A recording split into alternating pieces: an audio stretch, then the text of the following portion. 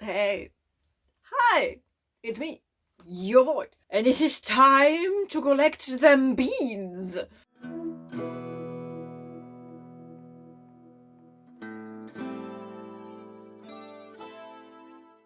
If you haven't seen my November TBR video, then A, what are you doing here? Go watch that. And B, you will question why I'm talking about beans. Well, it is Adventurerathon, and this time around, our adventure is to go to places and collect beans for things. Watch the TBR announcement video. There's more context there. In this new video, I'm just talking about the things that I read to collect the beans. And the first one being Fugitive Telemetry by Martha Wells. And yeah, it's a Murderbot diary. I love it. I love it. I gave it 4 stars. In this one, Murderbot has to solve a murder. Wow. And the security staff on the station, like he is on preservation station with like the cool people from the first one, all systems red, and there is a murder, and usually there isn't murder happening on that station. And the actual security personnel, they are kind of skeptical about Murderbot and Murderbot being involved in everything because they only see a rogue second unit. So Murderbot has to deal with that, but while also at the same time solving that murder. And yeah, it's snarky, it's funny, it's everything I want from a Murderbot diary entry, and I gave that 4 stars. I finished more comics. Now, what I mean more comics? I finished comics, period. Sorry about the noise, I'm hungry. I finished some comics. They were arcs from NetGalley, and I needed something quick because I just wasn't getting anywhere. So I decided, hey, cool, these comics are read nows, so I got them and I started reading them. The first one I finished was Falling in Love on the Path to Hell by, I'm sure, a bunch of very lovely people. I just don't remember their names. And that one, the story is that some random gunslinger and a samurai lady they die, and they then are transported to some weird purgatory island where every night a bunch of zombies show up and try to kill everyone on the island. And there are like a bunch of people there who do their own thing, and they have built their own society under the leadership of a guy that is just not a nice guy. And the gunslinger and the samurai lady are like, no, thank you. So they just don't live with this weird group of people. They do their own thing on the island. And there's like this infighting going on between that faction because the leader of the faction doesn't like people who think for themselves, but also every night they have to fight these zombies that are coming out of that one portal thing in order to survive. And somehow the gunslinger and the samurai lady then like fall in love just because they live on a cliff together. I don't know, it was very weird. I did not really enjoy it. The pacing was all over the place. It is volume 1, yes, but also if the title of your series falling in love on the path to hell, why would you have that exact promise, like this premise thing, happen in the first volume? It's not like a collection of like 500 pages. It's your average comic, like it's like 100 and something pages long, I think. So like it's one volume of a comic, so why would you have the entire story in that one when you know there is more coming? So the pacing was all over the place, and at certain scenes just happened without any build up to them, which was extremely strange. The art style is cool, but the pacing is all over the place and was a bit confusing. I love the fact that I'm just a floating head right now. That was the one comic that I finished, and the other comic I finished is Blood Honey, which was a very short one and is a one-shot, and that one was hilarious. So the premise of Blood Honey is that you have these two people. They are like the stars of high school, right? You have cheerleader captain, and you don't have quarterback because they don't have football, but he's like the fencing champion or something. There's like a slight fantasy element to it. So you have that, right? But they are like the gold stars of the high school. And they are, of course, in a relationship. And they are the sweethearts. Everyone wants to be them. Everyone wants to be like them. But they are extremely toxic to each other. Like, they are extremely toxic people in general. And they are deeply, madly in love, but they also realize, I hate the other one. So the problem is, we are coming up on prom, so they want to be prom queen and prom king. They have like a whole campaign going on.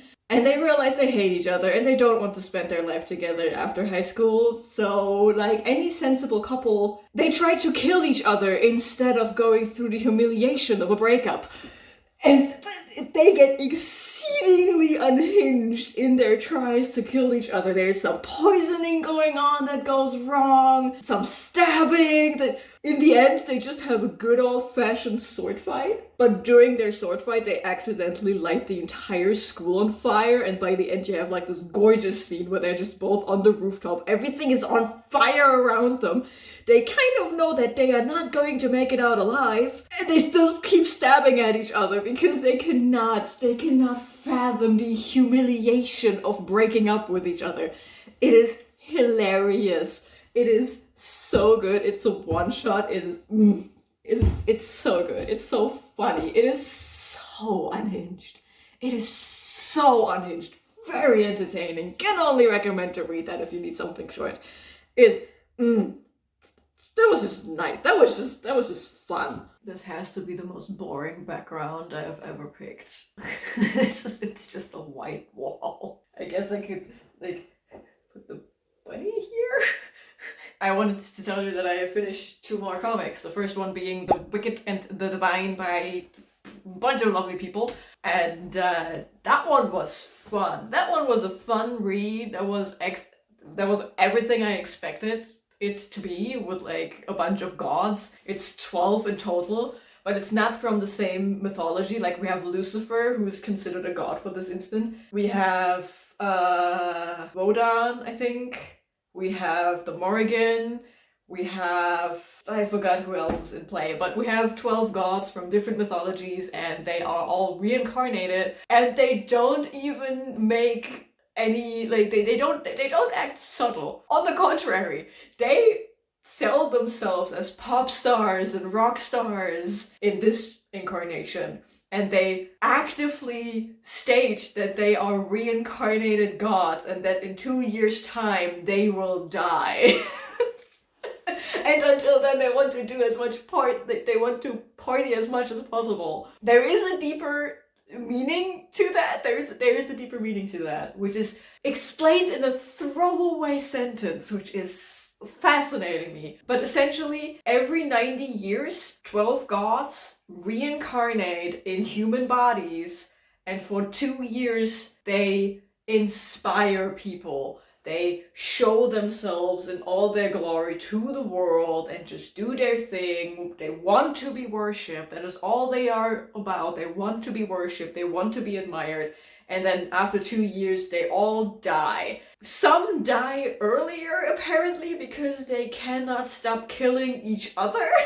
But if you survive to the end of those 2 years as a god, you still have to die. They off themselves, basically. In these 2 years, they inspire people. They by worshipping them, they inspire people, and that basically fuels human imagination for the next 90 years. So if this cycle of reincarnation would be broken up, and after 90 years these gods would not come back, humanity would basically die out because we are not inspired enough. We don't have imagination. Our creativity dies and everything stagnates, and with that comes basically the end of mankind. Or something like that. Again, it was a throwaway sentence that without this happening every 90 years, humanity would run out of imagination space. We don't get much more explanation for why this is happening at all. But we follow multiple of these gods. Not all of them, but some of them, because we have the perspective of one fan who has made it her mission to see all of these gods perform. And then she gets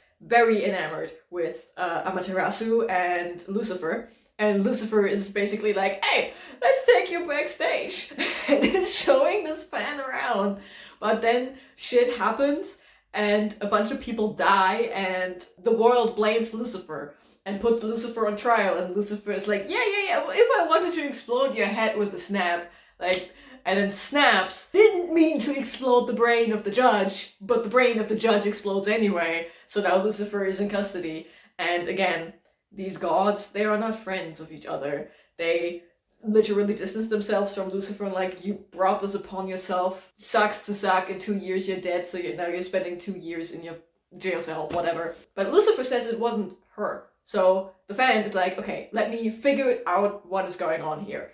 And then we are introduced to the Morrigan, who's like an underground metal rock star, and she has beef with Baphomet, but they are also lovers. It's so messy. It's so messy. And this fan tries to figure out who done did it, could not figure it out, so Lucifer's like, okay, cool, fuck it, I gotta do it myself. And breaks out of prison, wreaks havoc on the city, and then the boss bitch, I forgot what goddess she is, but she's like a goddess of destiny, and she doesn't die. But she's also not in the rotation of the reincarnation, she's just sitting there and making sure everyone is not annihilating the world, because we're still talking gods here, they can still annihilate everything if they want to. But she makes sure that they are only annihilating each other, and also to keep it a bit on the down low. Like, yeah, we want to be appreciated and admired as gods, but we are also immortal beings, and we are not quite proficient in how mortals work. So she ultimately has to step in, and she kills Lucifer. So now we're down to 11. But still, shit is happening. Shit is weird. Something is going on. And yeah, I guess that is explored in the coming volumes of this comic, and yeah, and I will definitely continue reading this because this was such a fun read. It's also so pretty. It's such great art style. 4 stars. And the other comic I finished was actually another NetGalley thing, which was High Class Homos, which banger title. Not gonna lie, that title was why I wanted to see what this is. And this is about a prince and a princess, and both of them are gay, but they are also kind of in line that, like, you know, they have to keep their kingdom running, so they make the plan of, hey, what about we marry each other, and then I can go flirt with the kitchen staff, and you can go flirt with the sexy knight. And we follow their day-to-day exploits. It's a pretty color scheme for this, like all of these pastels, but also still popping. I think in the next volume there's going to be some shenanigans with an ex-witch. Like the ex of one of these characters, and she's a witch, but she's also a bad bitch, so there's all of that going on. The actual wedding hasn't happened yet, and I'm pretty sure they have not yet even announced that they are going to, like, be engaged or something.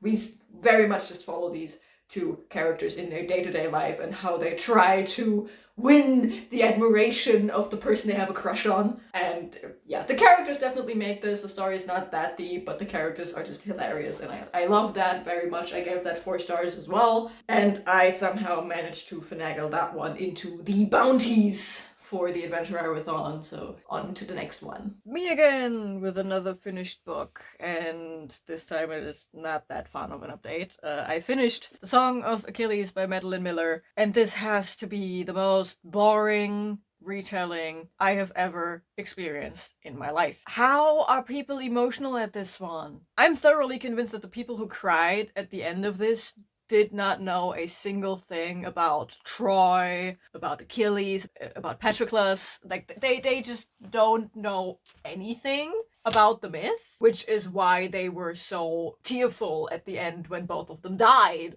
I don't know. This is extremely boring because we never dive really deep into anything. Not even the relationship between Patroclus and Achilles. It is all very surface level. It is very much, how do I explain it? You can tell that Madeline Miller studied this and wrote this book for 10 years. I think it says in her author biography that she is like the biggest fan of adapting old myths like this in classical texts for a modern audience, and that is pretty much what this is. This is a easier to read version of the myth around Achilles and then the war on Troy. We're not diving deep into the war on Troy. We're also not diving all too deep into the myth of Achilles.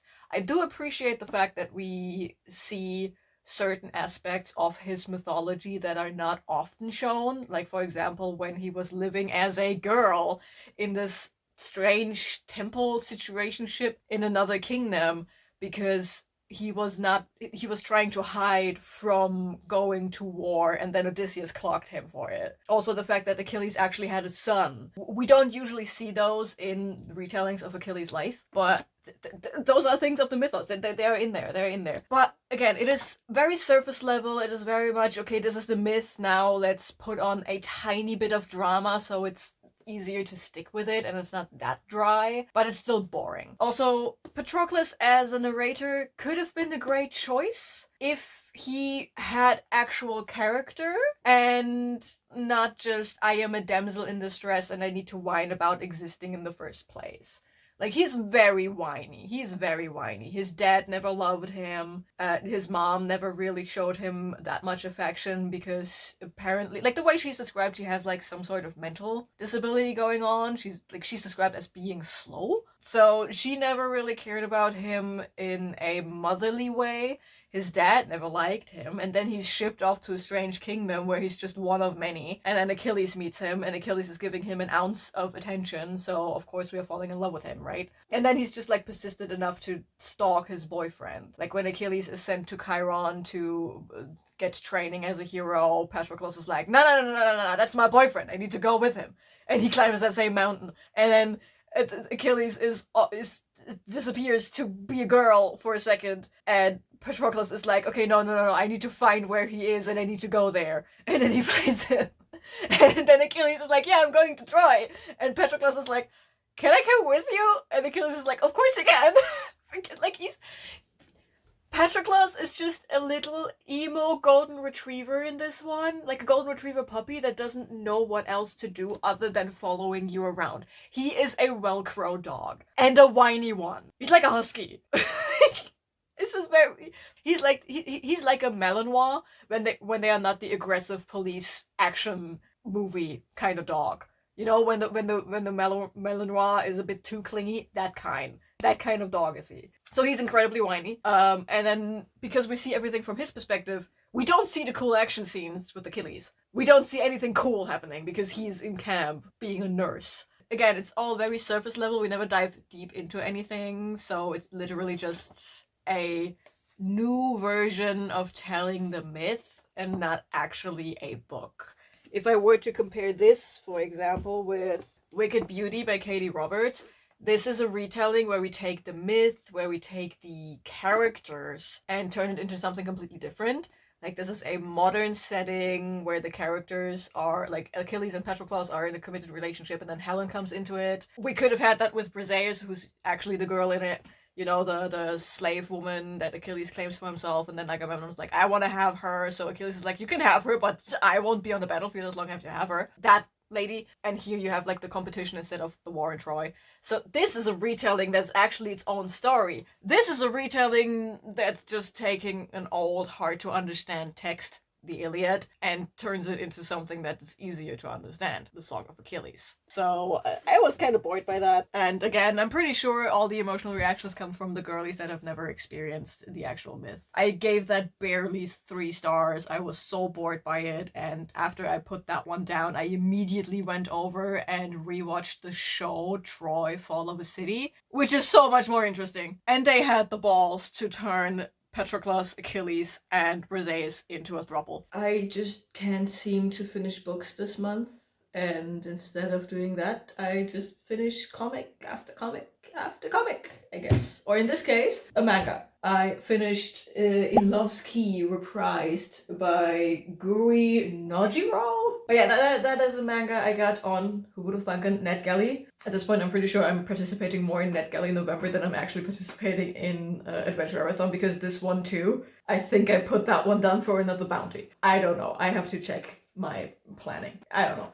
But In Love's Key Reprised is a short little BL about a guy who is it called a conductor? I think it's called a conductor. He's conducting music, orchestra stuff. And he's very famous, but he's also very grumpy. And he is famous for, yes, being a very good orchestra leader, wand whistler, I don't know. But he's also very famous for being an asshole, because he is sticking to the rules. He is sticking to his note sheets. Like, he's very strict about what he's doing. And he is sent into basically burnout jail. So he goes back home into a small town where his mom died a couple of years ago, which then led to him being this strict about things. And he is being helped by a guy who is a golden retriever who is happy and smiles all the time and just wants to be helpful. And he, with his sunny demeanor, he very much goes onto the nerves, as the Germans would say. Like, he very much annoys the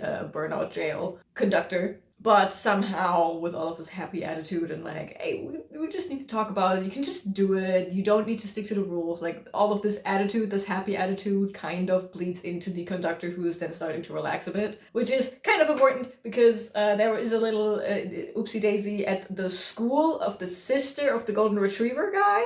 And the whole Christmas choir, they kind of need a new coach, and someone is like, hey, don't we have the super famous conductor back in town? And he's like, he has like a complete empty schedule? How about we ask him? And he's like, yeah, I guess I can do it. And then he scares the children to death. But the golden retriever then makes him thaw, basically, and then everything is hunky-dory. But also the golden retriever guy had a crush on the burnout jail guy for like quite a while, and it was all linked to some piano stuff, and like it's just lovey-dovey, sweet romance stuff packed in a single volume between two guys.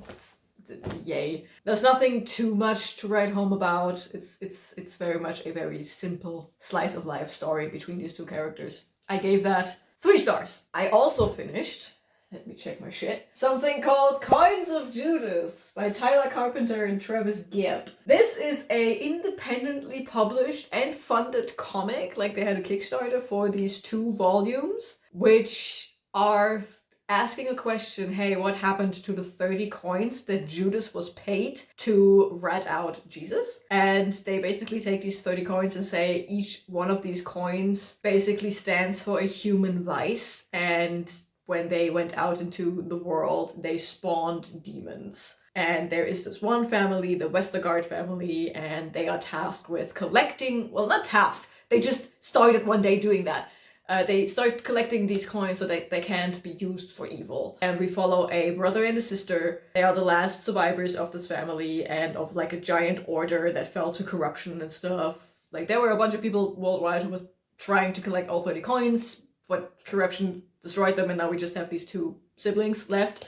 And one of them was in jail for a hot second, and she's now free again, and she goes back home, and her brother is like, yeah, by the way, you know, because she went to jail for burning down the family house, and he rebuilt it, and he's like, yeah, you know, I got the funds by, well, selling one of those coins. And then a guy attacks them who has like a book full of these coins so he can summon more powerful demons, and he has them under his control, basically. And they have to fight him. Sounds a bit wonky as a plot, but also something with great potential, and that is basically all this is. This comic has great potential, and it delivers on absolutely none of that. It's just, it's very clunky in its execution. There is a lot of exposition on the one side, but on the other side, there are like chunks of story seemingly missing. And I looked, there is a sequel to that where they go other places, but there's no prequel, so there's nothing I missed when going into the comic. But it feels like parts of the story in the story in these 2 volumes is just missing. I don't know. It was just a very strange read, and I'm very sad because the potential was there. This could have been such a cool, great story, and they completely dropped the ball on everything. So I gave that 2.5 stars, and I'm kind of miffed about it. I finished my final book for the Adventurerathon, and it is as I have predicted. I started this on the 1st and I finished it on the last day. I'm talking about Blood of Empire by Brian McClellan, the final Powder Mage novel in existence, the final one I have not yet read, except I just read it. And I have to say, I did not like it. I did not like it. This is 700 pages long, and it starts right where we left off from book 2, which means there is a lot of road tripping involved, or rather sea tripping, because one of the characters is literally trying to reach another country. I can forgive that road tripping. I don't like road tripping. I can forgive that road tripping because we skip most of the boring bits. Like the whole sea voyage where nothing happens, we skip that. We only see when stuff does happen. We follow three perspectives. We follow Flora, we follow Ben Steig, and we follow Michael. The problem I'm having with this book is most of these characters don't do anything. Steig does his road tripping, and stuff happens on the road trip. He does stuff on the road trip. But once he reaches the end point of his road trip, instead of things getting more interesting, things get uninteresting because he is literally just sitting in a room waiting for people to tell him that things have moved. The action is happening off page. And then characters who do the actions come back in and tell him what they did and what they are going to do next and tell him to wait, to keep waiting. So he just sits in his room and doesn't do anything. Flora starts the book out in a very similar way, because at the end of book 2 she was very badly injured and now she has to recover from that. Meaning she is sitting in her tent, not doing anything, while her army is going from A to B.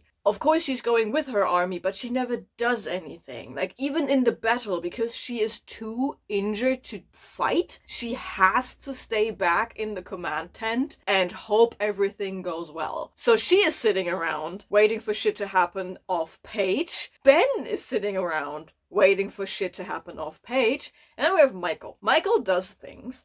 Michael does a lot of things. The problem is, Michael does too many things.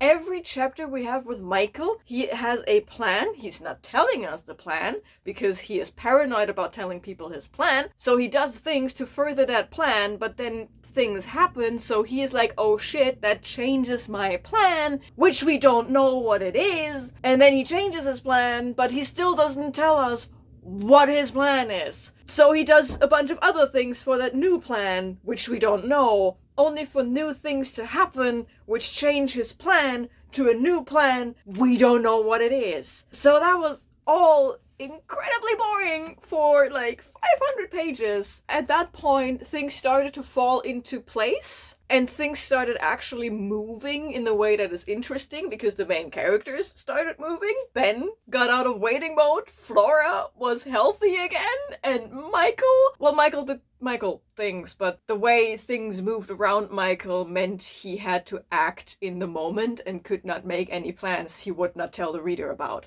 He was just acting.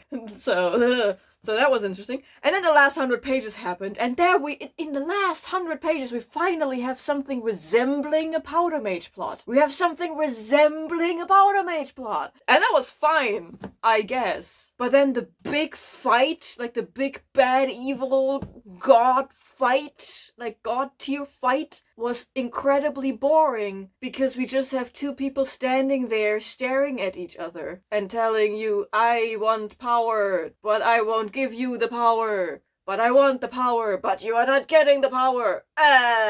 So that was incredibly anticlimactic. The epilogues, okay, cool, fine. Everyone got their happy ending. Everyone of importance got their happy ending. Something happened that I did not agree with, and it happened off page, which makes me even angrier at the fact that it happened. And yeah. Also, this Powder Mage novel does not do powder and only a little bit of mage. This did not feel like a Powder Mage novel. Like, there was some magic in it, but again, it was in the background. Like, we are being told, okay, the mages do their thing. There are not a lot of mages to begin with, and we never once see the Powder Mages do Powder Mage things. Not once. Of all the Powder Mages in here, Flora is a Powder Mage. Of all the Powder Mages in here, we have one Powder Mage shoot someone. And he didn't even need his Powder Mage powers for that because the guy was standing right there. He could just shoot him. So this is kind of a letdown, especially considering this is the finale of a trilogy, which is also the sequel trilogy to another trilogy. Overall, the Gods of Blood and Powder trilogy I think is weaker than the original Powder Mage trilogy, just in general, but that one was a letdown. The other ones still got 5 stars from me because they had the nostalgia piled on with a story that was a Powder Mage novel. This one legitimately did not feel like a Powder Mage novel, and it was kind of boring. I'm struggling to give this one 4 stars. I'm struggling to give this one 4 stars, and it only gets 4 stars because of the love I have for the entire universe, the entire series. That's it. So kind of a letdown. And I'm so sad that this book did not do the things I wanted it to do. But yeah, that has been my month, my reading month. Kind of a sad ending here, I guess. If you made it to the end of this video, let me know if you have participated in Adventurerathon. If you did, let me know how your month went. Let me know how your month went anyway, but if you participated in the Adventurerathon, did you burn your beans or did you make them grow? Because every single bean I found, I want to know where we are going. I don't know where we are going. I am a co-host. I don't know where we are going. But yeah, if you don't want to talk to me, leave a bean emoji down in the comments below if we have it. If not, leave a sprout emoji down in the comments below. And yeah, I guess I will see you in the next video. Bye.